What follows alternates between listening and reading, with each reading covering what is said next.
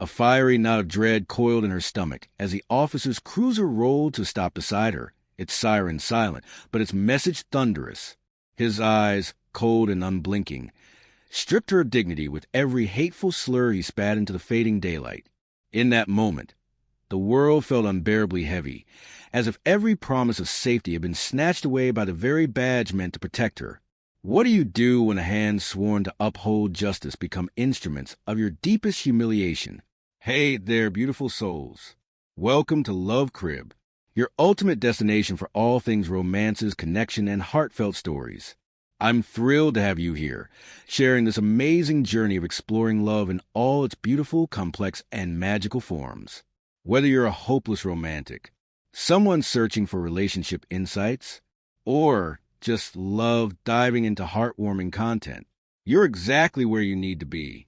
If you're enjoying what you see, I'd be incredibly grateful if you could hit that subscribe button to stay connected with our Love Crib community. Drop a like to show some love, support, and motivation. Share this video with someone who might need a little romance in their life. Your support means the world to me and helps us continue creating content that celebrates love, connection, and the beautiful stories that bring us together. The steady rain tapped against the windshield as Sarah Chin drove home after another 14-hour day at her restaurant. Exhaustion weighed heavily on her shoulders, but satisfaction warmed her chest.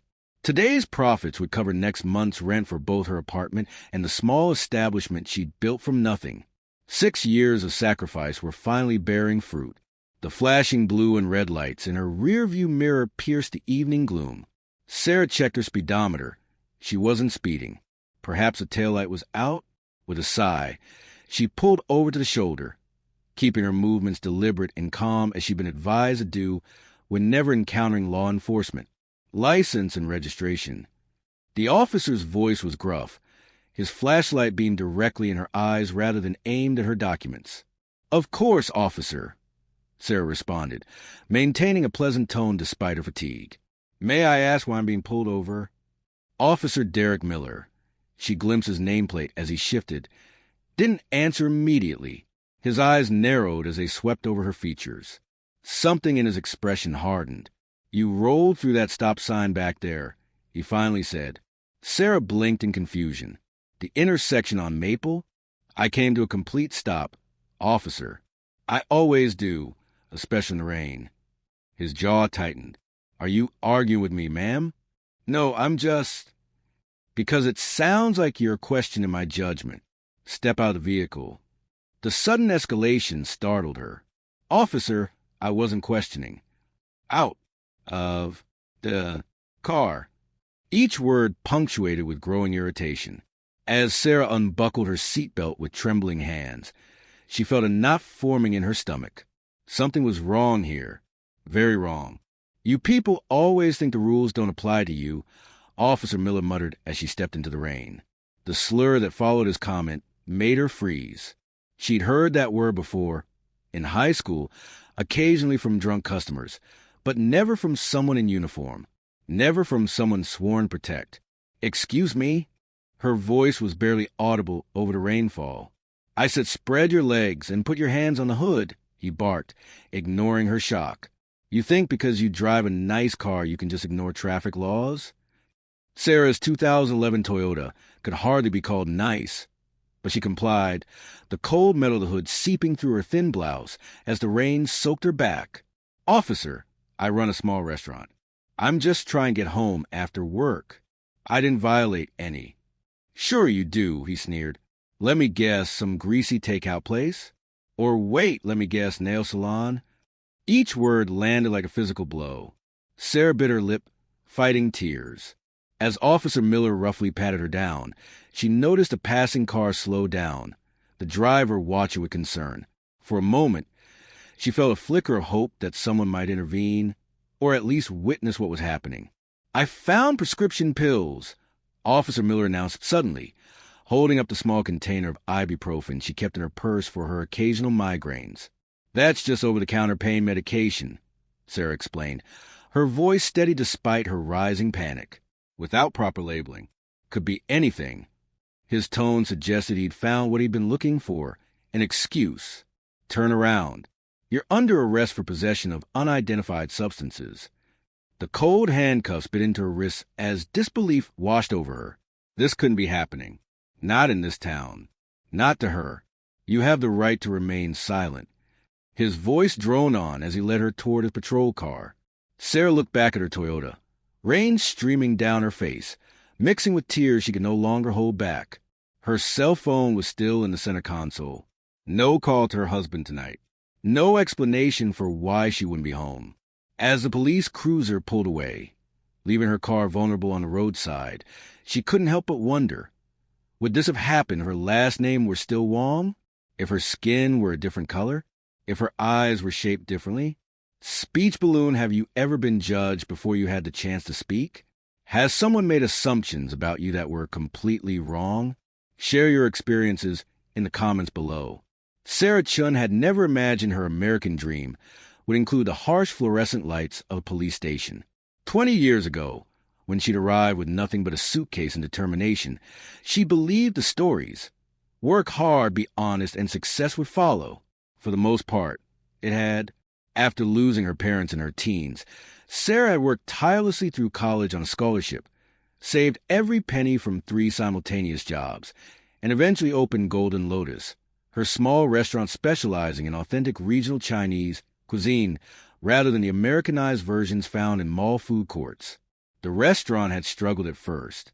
Some locals were hesitant to try unfamiliar dishes, while others objected to the foreignness she brought to the otherwise homogeneous main street. But Sarah's warmth and the undeniable quality of her food gradually won people over. She met James 6 years ago when he'd wandered in during a thunderstorm, seeking shelter more than a meal. Something about his quiet intelligence drew her in. The way he asked thoughtful questions about each dish, genuinely interested in the stories behind the recipes. Only on their 3rd date did he reveal he was a police officer. By then it was too late. She'd already fallen for his compassion and integrity. Their wedding 3 years ago had been small, intimate. James had respected her wish to keep her surname professionally. She'd built her business as Sarah Chun, and changing now would only confuse loyal customers. Many of her regular patrons didn't even know she was married to an officer, much less one who had recently been promoted to a leadership position. They kept their professional lives separate by mutual agreement, each supporting the other's independence. Now, sitting on a hard plastic chair with her wrists still raw from the handcuffs, Sarah wondered if that separation had been a mistake. Across the room, Officer Miller was laughing with another uniformed man, occasionally glancing in her direction with undisguised contempt. "Water." A female officer approached, offering a small paper cup. Sarah accepted with murmured thanks, noticing the woman's nameplate read Martinez. "Are you okay?" Officer Martinez asked quietly. "You've been sitting here for over an hour." "I haven't been processed yet," Sarah explained, "and they wouldn't let me make a phone call." Martinez frowned. "That's not right. Let me check on that for you." Before she could move away, Officer Miller strode over. "I'll handle this, Martinez." The suspect was uncooperative during the arrest. "I wasn't," Sarah began, but Miller cut her off. "See what I mean?" Argumentative. "Probably here illegally, too. We should run her prints, check her immigration status." Sarah's face burned with humiliation and anger. "I'm a U.S. citizen. I've lived here for 20 years. Papers can be faked," Miller replied dismissively. Martinez looked uncomfortable, but didn't challenge her colleague. "Derek, shouldn't we at least process her properly? She has rights to—" "I know the procedure," he snapped. "Maybe you should stick to community outreach. Honey, leave the real police work to the rest of us." As Martinez retreated, clearly uncomfortable with the situation, but unwilling to create further conflict, Sarah felt her last potential ally disappear. The realization that she was truly alone in this hostile environment sent a chill through her that had nothing to do with the station's aggressive air conditioning. Across the bullpen, she noticed a framed photograph on the wall. The police department's leadership team at some recent ceremony. In the center stood a familiar face, though rarely seen in uniform. James, her husband, recently promoted to chief of police after retirement of his predecessor. The photo had been taken just 3 months ago, but James looked different somehow. more commanding, his natural authority evident even in a static image. They'd celebrate his promotion privately, away from curious eyes and potential gossip. James had always been conscious of optics, of not showing favoritism, of ensuring his personal life didn't influence his professional judgment. He'd built his career on fairness and integrity, earning respect through consistent ethical leadership rather than forceful authority. Chun, Miller's voice pulled her from her thoughts. Processing. Now.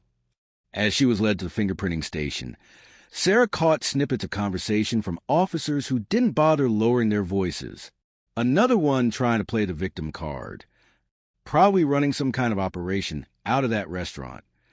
Chun, bet that ID is fake. Each comment stung, but Sarah held her head high. She knew who she was, knew what she'd overcome to build her life here. No one could take that knowledge from her, not even men with badges and prejudice. Still, as the ink stained her fingertips and her mugshot was taken like a common criminal, Sarah couldn't help but wonder what James would say when he found out. Would he understand why she hadn't immediately invoked his name? Would he respect her decision to face this indignity rather than use their relationship as a shield? Or would he be furious that she'd allowed herself to be treated this way when a single sentence could have ended it? Officer Derek Miller considered himself a good cop, tough but fair, at least in his own estimation.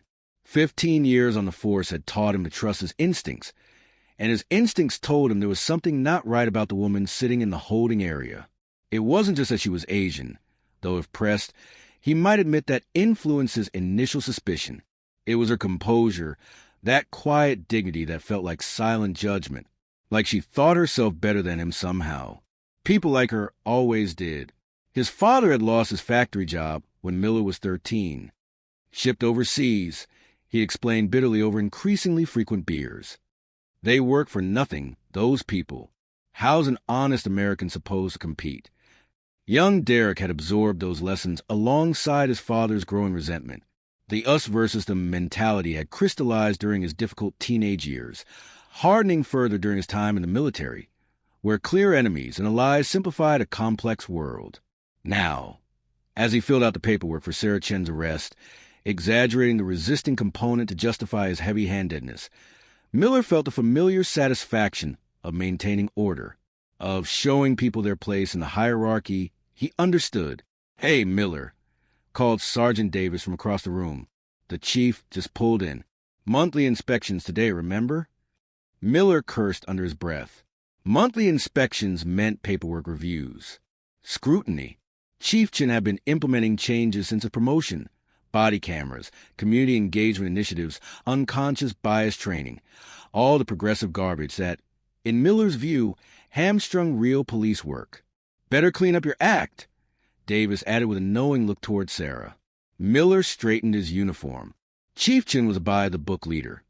Fair but demanding, respected if not universally liked. Despite his private grumbling about the chief's reforms, Miller admitted the man had earned his position through intelligence and integrity rather than politics. If Chen reviewed this arrest, with its thin justification and questionable procedure, questions would be asked. Questions Miller wasn't prepared to answer. The atmosphere in the station shifted perceptibly as Chief James Chen entered. Officers straightened papers. Conversations became professional. Coffee cups disappeared from desks. Without raising his voice or making obvious demands, James's presence commanded respect, a quality Sarah had always admired from the privacy of their home. Now, watching him from across the room, she saw her husband through different eyes. Here, he wasn't a man who burned toast on Sunday mornings or fell asleep during movie nights. Here, he carried authority in the set of his shoulders, in his measured steps and alert gaze. James was speaking with the desk sergeant when his eyes swept the room in a habitual security check and landed on Sarah. For a heartbeat, his professional mask slipped. Shock, confusion, and then a flash of cold anger crossed his features before control reasserted itself.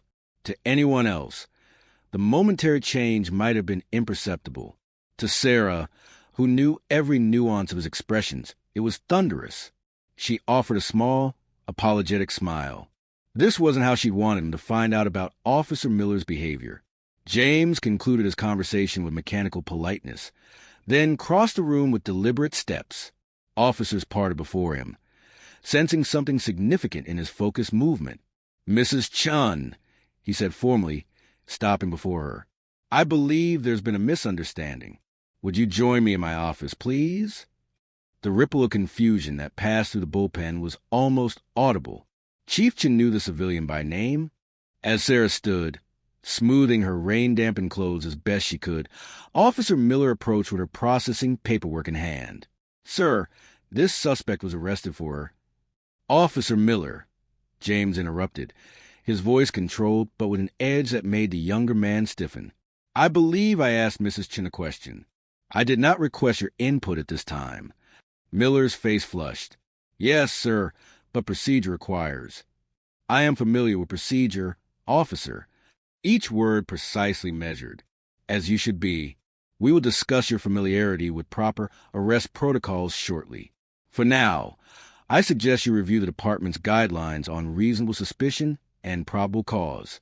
Section 4, paragraphs 8 through 12 might be particularly illuminating." The dismissal was clear, as James guided Sarah toward his office with a light touch at her elbow. Professional, not intimate, but unmistakably protective. Whispers erupted in their wake. James closed his office door with a soft click that somehow carried more weight than a slam would have. For a moment, he simply looked at her, concern replacing the careful neutrality he'd maintained outside. "Are you hurt?" His voice was low, urgent. Sarah shook her head. "Just my pride." The relief in his eyes was palpable, followed immediately by renewed anger, not at her, but at the situation, at the officer who had put his wife in this position. "Why didn't you tell them?" he asked. "One word about who you are." "Who I am," Sarah interrupted gently, "is exactly what caused this problem in the first place." Understanding dawned in James's expression. Of course, her identity as an Asian American woman had triggered Officer Miller's prejudice. Invoking her identity as the chief's wife would have created a different but equally problematic dynamic. "Tell me everything," James said, pulling a chair close to hers rather than retreating behind his desk. "Don't leave anything out." As Sarah recounted the traffic stop, the baseless arrest, the comments and treatment at the station, James's expression grew increasingly troubled. This wasn't just about his wife anymore. It was about fundamental failures in his department. Officers under his command acting in ways that violated both policy and basic human decency. "I need to address this," he said when she finished. "Not just Miller, but the culture that let him think this was acceptable." Sarah nodded. "I know. That's your job. But James—" She hesitated. "This isn't just about me. If this is happening to the chief's wife, what's happening to people without connections, without a voice loud enough to be heard?" James took her hand, professional distance momentarily forgotten. "You're right. And that's why I need to handle this correctly. Not just as your husband, but as someone responsible for ensuring justice in this community." As they sat there, hands clasped in mutual understanding, the weight of the moment settled between them. This incident would force changes in the department, in their carefully separated lives, possibly in the community itself. Speech balloon, what would you do in James's position? Handle this privately as a husband or publicly as a leader? Would you reveal your connection immediately or keep it professional? Share your thoughts below. Officer Derek Miller knew something was wrong the moment Chief Chin escorted the suspect to his office. Whispers had already reached him. Confused officers wondering about the chief's evident familiarity with the Chinese restaurant owner. "You really stepped in at this time," Sergeant Davis murmured, passing Miller's desk. "That's Chen's wife, you idiot." The words hit Miller like a physical blow. His wife? That's impossible. They keep it quiet. Professional boundaries and all that.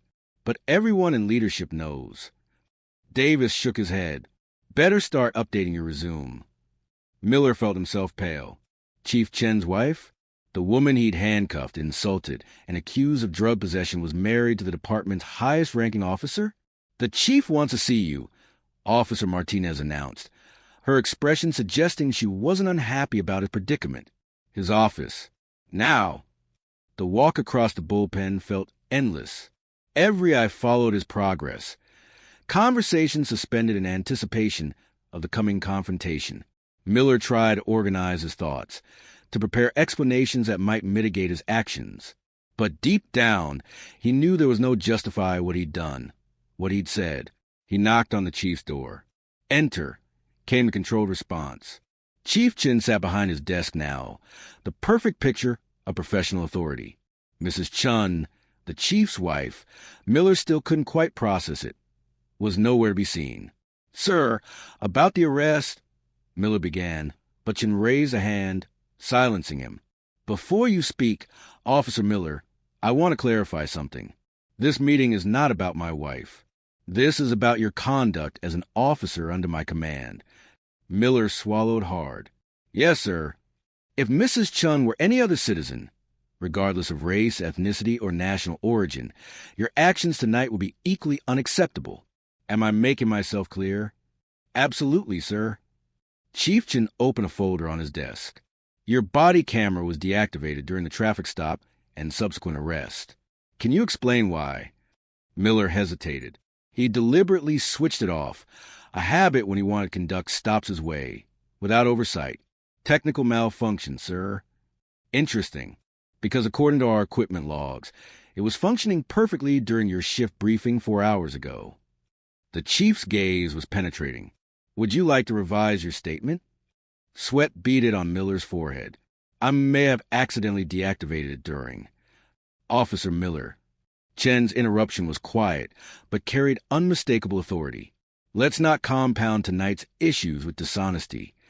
Silence stretched between them, tense and weighted with unspoken accusations. "What happens now?" Miller finally asked. "Now," Chen replied, his tone measured, "we discuss consequences. But first, there's something I think you should understand." Chief Chen opened his desk drawer and removed a photograph, a modest house with a small yard. "Do you know what this is?" Miller shook his head. "This is where my wife and I live."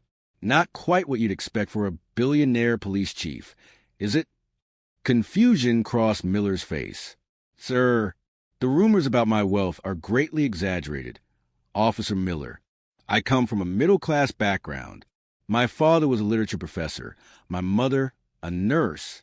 I joined the force because I believed in justice, not because I needed power." He placed another photo beside the first, a young James Chun in uniform, fresh-faced and determined. "My wife, however," he continued, "comes from considerable means. Her family in Hong Kong owned successful businesses. When she lost her parents, she inherited everything, which she promptly donated to educational foundations, keeping only enough to fund her college education and eventually start her restaurant." Miller shifted uncomfortably, the implications of his prejudiced assumptions becoming increasingly clear. "The simple woman you arrested tonight holds 2 degrees, speaks 4 languages, and chose to build a small business rather than live off family wealth. She married me despite concerns from her remaining relatives about my humble position, and she has never, not once, used her connections or resources to demand special treatment." The chief's calm recitation of facts was somehow more devastating than anger would have been. "The irony, Officer Miller, is that your assumptions were not just morally wrong. They were factually incorrect in every possible way." Miller stared at the floor, shame burning through his defensive posture. "Your immediate future includes a formal investigation, suspension without pay, and mandatory retraining, assuming the investigation does reveal grounds for termination." Chin closed the folder with finality. "But your longer-term challenge is more fundamental. You need to examine why you saw what you expected to see rather than what was actually before you." "Yes, sir," Miller managed, his voice barely audible. "One more thing." Chief Chin stood, signaling the meeting's end. "My wife has declined to file a formal complaint about your use of racial slurs during her arrest. That was her choice, not mine. I suggest you reflect on the grace that represents." As Miller turned to leave, thoroughly chastened, the chief added, "Oh, and Officer Miller, Mrs. Chen's car is still on Maple Street. Have it brought here immediately, cleaned, and with a full tank of gas. Consider the beginning of making amends." After Miller left, James sat heavily in his chair, the professional facade finally slipping. He'd maintained composure through the confrontation, focusing on principles rather than personal outrage. But now, alone with his thoughts, anger and disappointment coursed through him. His phone buzzed with a text from Sarah. "I'm safe at home. Don't be too hard on him." Systemic change matters more than individual punishment. Even now, she was thinking of the bigger picture. It was one of the countless reasons he loved her. James typed back, "We'll talk about department-wide reforms tonight. For now, rest. I love you." Then he turned to his computer, opened a new document, and began drafting what would become the department's enhanced anti-bias training program. This incident would not be swept under the rug. It would become a catalyst for lasting change. 3 weeks later, Sarah stood before a crowded community center, her voice steady as she addressed a diverse audience. "What happened to me was not unique," she said, scanning the attentive faces. "Many in our community have experienced similar treatment, but lack the platform to be heard. Today isn't about my story. It's about creating space for all our stories and working together toward solutions." The forum, Building Trust, Police and Community Relations, had been James's idea, but Sarah had eagerly taken the lead in organizing it. Community leaders sat alongside police officers in the front row. Among them, looking uncomfortable but present, was Officer Derek Miller. His suspension had ended a week ago, following a thorough investigation that revealed a pattern of disproportionate stops and citations involving minorities. Rather than termination, Chief Chen had implemented something more challenging: accountability and education. Miller's return to duty came with conditions: mandatory cultural competency training, community service hours, and participation in the department's newly formed Community Oversight Committee. His initial resentment had gradually given way to reluctant introspection. Not transformation, not yet, but the beginnings of change. James stepped to the microphone after Sarah's introduction. 3 weeks ago, an incident occurred that revealed serious shortcomings in our department's culture and training. As chief, I take full responsibility for those failures. A murmur passed through the audience. It wasn't often they heard a police official acknowledge systemic problems without defensiveness. Today marks the beginning of our recommitment to this community, all members of this community. James's gaze moved deliberately across the diverse faces. We're implementing new training protocols, community engagement requirements, and accountability measures. But policies are just words on paper unless they're backed by genuine cultural change. Sarah watched her husband with pride. This was why she'd fallen in love with him: his unflinching commitment to doing what was right, even when difficult. The forum continued with community members sharing experiences, officers listening instead of defending, and small group discussions exploring concrete steps toward improvement. Sarah noticed Miller sitting alone during the break, clearly uncomfortable with the frank discussions of police bias. Making a decision, she approached him, offering a cup of coffee. "Officer Miller," she said simply. He looked up, surprise evident in his expression. "Mrs. Chan, I didn't expect you want to speak with me." "Avoiding difficult conversations doesn't lead to growth," she replied, taking the seat beside him. "And I think we both want to move forward, don't we?" Miller accepted the coffee with awkward thanks. "I've been required to say this as part of my disciplinary action, but I want you to know I mean it. I'm sorry for how I treated you. It was wrong." Sarah studied him, noting the difference between mandated apology and genuine remorse. There was something of both in his words. "Thank you," she acknowledged, "but I'm more interested in what you're learning from this experience." Miller hesitated, clearly uncomfortable with such direct conversation. "I'm learning that—" He paused, struggling to articulate complex realizations. "I'm learning that maybe I've been seeing threats where there weren't any, making assumptions based on, well, not on facts." It wasn't a profound epiphany, but it was honest, a starting point rather than a conclusion. "That's a good beginning," Sarah encouraged. "Change doesn't happen overnight. It takes continued effort and willingness to be uncomfortable." As community members began returning to their seats, Miller asked quietly, "Why didn't you use your connection to the chief when I arrested you?" One word would have ended everything. Sarah considered the question carefully. "Because the moment wouldn't have taught either of us anything. You would have learned to fear power, not to question your biases. and I would have used privilege to escape something others can't escape. She stood, preparing to rejoin her husband at the front. Real change doesn't come from exceptional cases, Officer Miller. It comes from addressing the everyday experiences that most people face. As she walked away, Sarah felt a weight lifting. The incident had been painful, humiliating, even frightening, but it had created space for necessary conversations, for examining uncomfortable truths, for beginning the slow work of genuine change. Later that evening, as she and James shared a quiet dinner in their modest home, Sarah raised her glass in a toast. "To unlikely catalysts," she said with a small smile. James clinked his glass against hers. "And to the extraordinary simple woman who turned injustice into opportunity." Their laughter filled the kitchen, warm, genuine, and healing. Tomorrow would bring new challenges in their ongoing work to build a more just community. But tonight, they celebrated the small victory. One heart beginning to change, one department starting to transform, one community engaging in honest dialogue. Not an ending, but a beginning. This story shows how our assumptions about others can be completely wrong, and how real power comes not from wealth or position, but from character and integrity. Has someone's prejudice toward you ever led to an important life lesson? Subscribe and share your experiences in the comments below.